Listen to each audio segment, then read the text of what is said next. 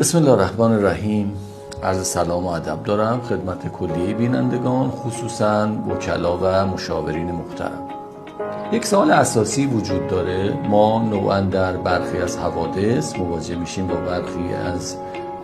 زیان دیدگانی که طرف مقصر حادثه یا فاقد پوشش بیمه‌ای هستند یا پوشش بیمه‌ایشون کفایت پرداخت میزان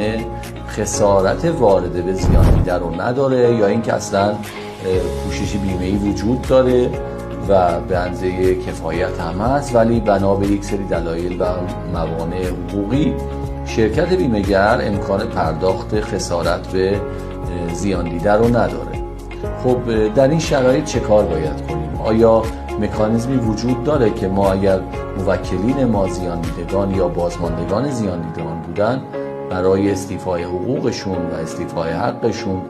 قدم برداریم و پیگیر حقوق زیان دیدگان باشیم؟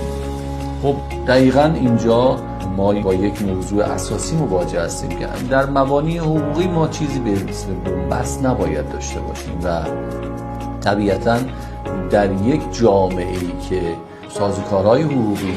در همه حوزه‌ها فعال است و پوشش کامل داره، ما باید یک سازوکاری داشته باشیم که حقی از آحاد جامعه ضایع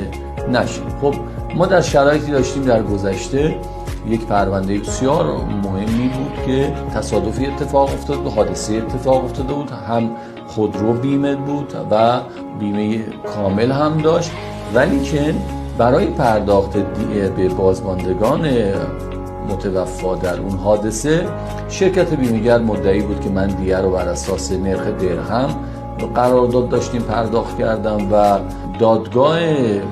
بررسی کننده حادثه هم فرد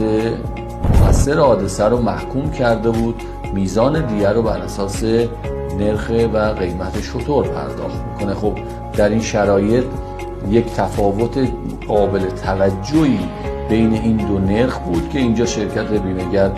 میگفت من تعهدم رو انجام دادم، بیمه گزارم مدعی بود که من بیمه بودم، به شرکت بیمه‌گر باید پرداخت کنه. در نهایت دیوان عالی کشور رأی به این داد که بیمه‌گر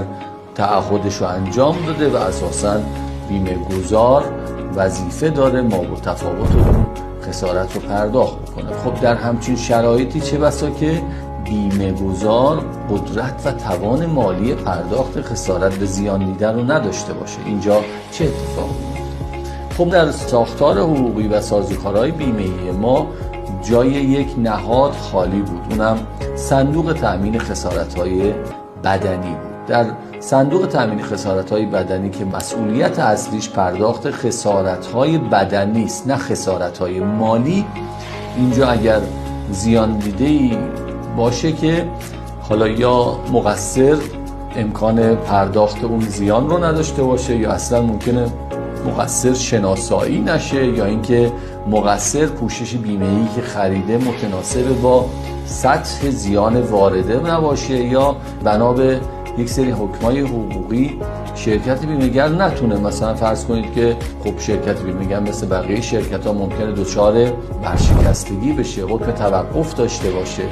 و به عبارتی در این شرایط نتونه تعهدات خودش رو به طرفایی که متعهد هست یا بیمه گزاران پرداخت کنه، یا قرارداد بیمه انقضا پیدا کرده باشه یا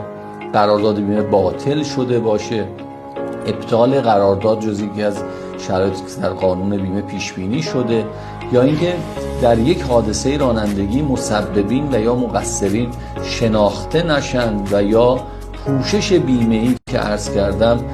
کسر پوشش بیمه‌ای نسبت به میزان حادثه و خسارت واقع شده باشه یا به عبارتی پروانه شرکت بیمه‌گر تعلیق شده باشه. خب اینا شرایط مختلفی هستند که علالحصول امکان پرداخت خسارت از طرف شرکت بیمه‌گر به زیان دیده وجود نداره. اینجاست که صندوق تأمین خسارت‌های بدنی وارد عرصه میشه و با مراجعه مستقیم به صندوق خسارت‌های بدنی یا به حکم مراجع قضایی صندوق تامین خسارت‌های بدنی مکلف میشه که خسارت وارده به زیان دیده رو پرداخت کنه. خب یه نکته باید توجه کنیم که اساساً صندوق تامین خسارت‌های بدنی یک نهاد عمومی غیر دولتی است، یک دارای شخصیت حقوقی مستقلی است که منابع خاص خودش رو داره و مهمترین منابع مالی این صندوق رو تأمین میکنه درصدی از حق بیمه شخص ثالث است. 8% در حق بیمه شخص ثالث به این صندوق اختصاص پیدا میکنه و به عبارتی درصدی از جرائم رانندگی است، یعنی حدوداً 20% جرائم رانندگی به این صندوق اختصاص پیدا میکنه و چنانچه که مقصر حادثه بیمه نداشته باشه معادل 1 سال حق بیمه شخص ثالث از مقصر حادثه گرفته میشه و به عنوان منابع مالی این صندوق پرداخته. البته سایر منابعی هم وجود داره که این منابع هم هدایا کمک ها میتونن جزء منابعی باشن که این صندوق رو تأمین مالی میکنه و با این تأمین مالی صندوق خسارت‌هایی که واقع میشه و این خسارت‌ها به نوعی امکان پرداخت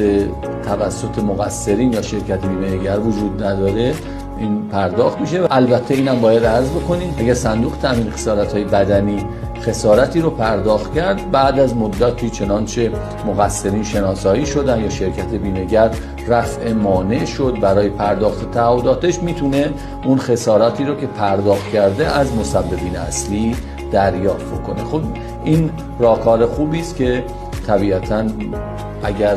موکلینیش به شما مراجعه کردن یا افرادی که زیان دیدن به عنوان مشورت حقوقی به شما مراجعه کردن، میتونید از این مسیر راهنمایی کنید که خدای ناکرده فرد زیان دیده‌ای ما نداشته باشیم که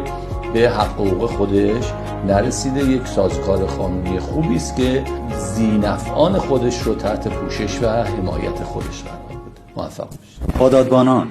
دانه باشید.